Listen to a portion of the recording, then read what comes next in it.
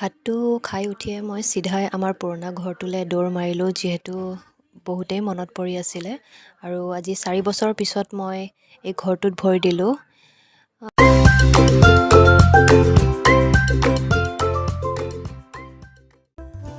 Hello' everyone, welcome to my YouTube channel. আশা কৰোঁ আপোনালোক সকলোৱে ভালে আছে আৰু কুশলে আছে। আজি আকৌ এটি নতুন ভিডিঅ' লৈ মই মৌচুমীয়ে আপোনালোক সকলোকে পুনৰবাৰ স্বাগতম জনালোঁ। আৰু আজি মই এতিয়া মোৰ স্কুল ফ্ৰেণ্ড এজনীৰ ঘৰলৈ গৈ আছোঁ, যিহেতু আমি য'ত প্ৰথমতে আছিলোঁ তাইৰ ঘৰটোও তাৰ ওচৰতে হয়। আৰু তাইক মই কোৱা নাই যে তাইৰ ঘৰলৈ মই গৈ আছোঁ, একদম ছাডেন ছাৰপ্ৰাইজ দিম তাইক। আৰু স্পেচিয়েলি মই গৈ আছোঁ যিহেতু সিহঁতৰ আজি ছট পূজা, তো মই ঠেকুৱা খাম বুলিয়ে গৈ আছোঁ, কাৰণ বহুতেই এই বস্তুটোৰ কাৰণে ৰাতিপুৱালৈকে ৱেইট কৰি থাকে, যিহেতু পূজা হৈ গ'ল সিহঁতৰ। কালি ৰাতি একচুৱেলি আহিব লাগিছিলে পূজা চাম বুলি, কিন্তু আহিব নোৱাৰিলোঁ। সেইবাবে মই এতিয়া গৈ আছোঁ আৰু মই অকলে যোৱা নাই, মোৰ লগত মা গৈ আছে খোজকাঢ়ি কেনে। আৰু এইফালে চাওকচোন, মা আৰু মই খোজকাঢ়ি গৈ আছোঁ। আৰু আপোনালোকেতো জানেই পাহাৰৰ ৰাস্তা কেনেকুৱা, যিসকলে জানে তেওঁলোকেতো গম পায়েই। আৰু এই ৰাস্তাটো পাৰ হোৱাৰ পিছত মই এডাল ডাঙৰ গছ আপোনালোকক দেখুৱাই আছোঁ।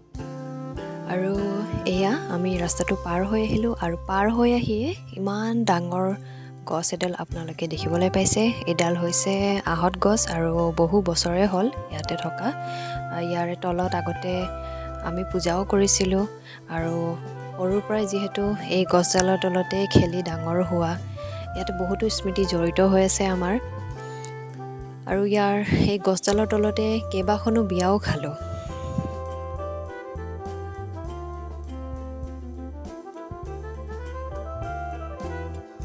গছডাল পাৰ হৈ আহিয়ে আমি তাইৰ ঘৰটো পালোঁ, আৰু ঘৰ পোৱাৰ পিছত চাহ খোৱালে। আৰু কেমেৰাত আনিবলৈ মই চেষ্টা কৰিছিলোঁ, কিন্তু তাই কেমেৰাৰ আগত আহিব বিচৰা নাই, সেইবাবে মই তাইক কেমেৰাত দেখুৱাব নোৱাৰিলোঁ। আৰু এতিয়া মই চিধাই গৈ আছোঁ য'ত তেওঁলোকে পূজা কৰে। আৰু আপোনালোকে যে এই সৰু সৰু ল'ৰাকেইটা যে দেখিছে, তাৰে দুটা পোৱালীক মই টিউশ্যন কৰাইছিলোঁ।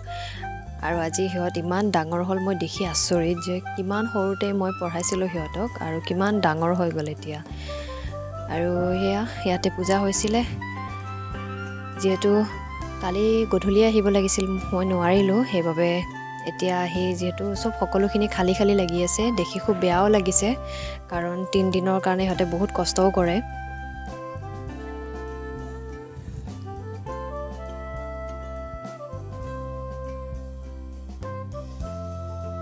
ভাবিছিলোঁ ঠেকুৱা খাই ঘৰলৈ যাম বুলি, কিন্তু তাই ভাত খোৱাৰ বাবে ইমানেই জোৰ কৰিলে যে খুৱাইহে এৰিব। আৰু এয়া হৈছে তেওঁলোকে পূজাত ব্যৱহাৰ কৰা চব্জি, যিটো আজি নিয়মত তেওঁলোকে খাব লাগে। ভাতটো খাই উঠিয়ে মই চিধাই আমাৰ পুৰণা ঘৰটোলৈ দৌৰ মাৰিলোঁ, যিহেতু বহুতেই মনত পৰি আছিলে। আৰু আজি 4 বছৰৰ পিছত মই এই ঘৰটোত ভৰি দিলোঁ। ক্লাছ 4ৰ পৰা গ্ৰেজুৱেশ্যন মই ইয়াৰ পৰাই কমপ্লিট কৰিছোঁ। দেউতাৰ কৰ্মক্ষেত্ৰৰ সামৰণিও এই ঘৰটোৰ পৰাই হৈছে। এই ঘৰটোৰ লগত আমাৰ বহুতো স্মৃতি জড়িত হৈ আছিলে, আৰু আমাৰ মায়ে কোৱা হিচাপত এই ঘৰটো আমাৰ কাৰণে বহুত লক্ষী আছিলে, কিন্তু এতিয়া বহুত মিছ কৰোঁ। আৰু আজি এনেকুৱা পৰিস্থিতিটো দেখি খুবেই বেয়া লাগিছে, কাৰণ নতুনকৈ কোনো মানুহ অহা নাই এতিয়ালৈকে। দেউতা যিহেতু অলপ খেতি বাতি কৰা মানুহ আছিলে, আগফালে এখন বাগানো আছিলে সৰুকৈ, আৰু এতিয়া পূৰা জংঘল হৈ গৈছে। আৰু এইখিনি কোৱাৰ্টাৰ এৰিয়া হয় দেউতাহঁতৰ।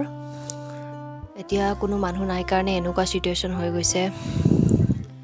আৰু এই ঘৰটোৰ পৰা বহুতকেইখন বিয়াও খালোঁ। এতিয়া লাহেকৈ ঘৰ যাবলৈ ওলালোঁ।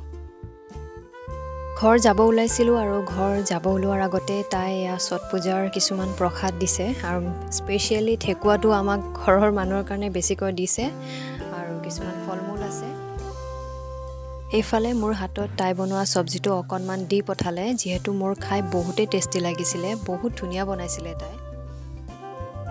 আৰু চাওকচোন, ইমান মৰম লগা ছাগলী পোৱালি এটা আজি সিহঁতৰ জন্ম দিলে, ইমানেই কিউট লাগিছে মোৰ। এতিয়া আমি ঘৰলৈ যাবলৈ ওলালোঁ, যিহেতু তাই বহুত বস্তু খোৱালে, বহুত বস্তু তাই হাতত পঠিয়াইও দিছে, আৰু আহি খুবেই বহুত ভাল লাগিলে ইমান বছৰৰ পিছত। আৰু আপোনালোকৰ ভিডিঅ'টো চাই কেনেকুৱা পালে নিশ্চয় কিন্তু লাইক, কমেণ্ট, শ্বেয়াৰ, ছাবস্ক্ৰাইব